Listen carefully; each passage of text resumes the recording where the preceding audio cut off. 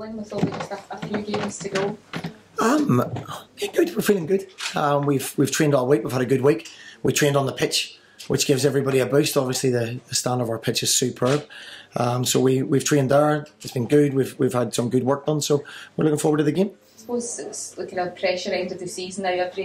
Every game is it about trying to keep relaxed and not let that pressure build?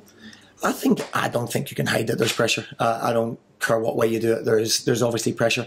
Listen, this week I listened to John Hughes' interview, and he was 100% right about humility and about the people's lives it affects. And 100% agree with him. We've said the same to our players, how the importance of it and how we're the ones that can actually affect what happens and the consequences of if the worst that it did happen. So we've made that clear to everybody, and we've asked everybody to pull that together because this is a club that is important to everybody's hearts. So we've used it in that way. I heard what John said, and I fully agreed with it. And we've got a bunch of boys that believe in it. So it's the hope that laying out exactly what it means is going to help inspire them to turn this around. Yeah, definitely. I don't think you can say it any other way. We know the importance of the games. We know the consequences of the games.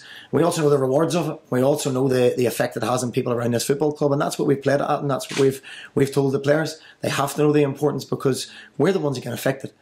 Players always get another chance, and managers and coaches get an opportunity somewhere at some stage, but other people don't. So we know the importance, and we value the importance of that. Worst case scenario, what would the consequences mean? I mean, for yourselves, for the players, what would the part-time football? Would you have to lose some of your squad?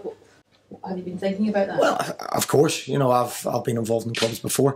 Obviously players leave and wages drop, but the outside staff suffer as well. The support staff around the football club suffer as well. So our intentions are to make sure that we're the ones who can affect that and be really positive and go out and perform to make sure that doesn't happen. We were talking to Jack Ross yesterday, the St Mirren manager, and he almost kind of said to us yesterday that at this stage of the season when there's so much at stake, tactics almost go out the window, and it's about team spirit and everyone playing together. Do you agree with that? And how confident are you that team spirit here is spot on? The team spirit here is quality. Do you know what I mean? It has been, always has been. We've got a good bunch of boys here who give absolutely everything. The one thing I know is that when you go out in the pitch, I know exactly what I'm getting from them. And they've done that week in, week out. Sometimes they've got the results, sometimes they haven't.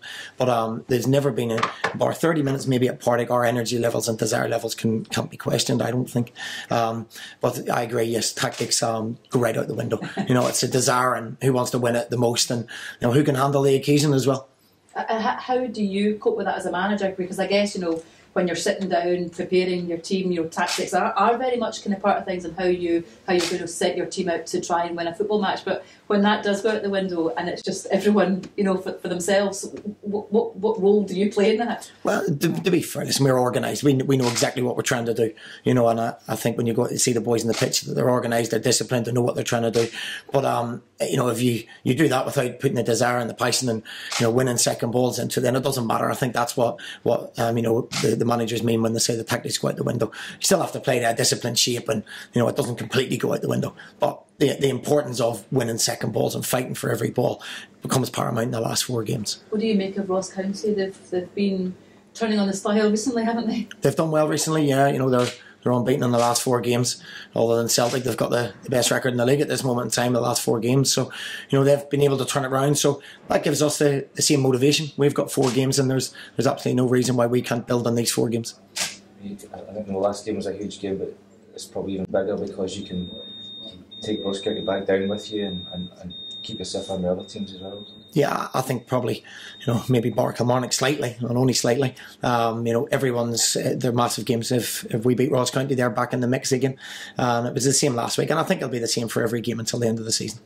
There's been a few frustrating games recently with decisions not going for you and maybe not getting the points that you would expect with the performances as well. How do you go into a game when you know it's just points that matter now? Does that affect how you set up, how you play as a team as well? No, listen, we can't affect the decisions of referees. We spoke enough about them. I don't think we need to speak any more about them. We know that we could have done things better in the last game as well. It was individual errors as well, so we can't solely blame referees' decisions. We can't affect that, so we can't worry about that. All we can do is affect our performance levels, how organised we are, and how much desire we show on the pitch. Is Scott McDonald okay after coming off last week?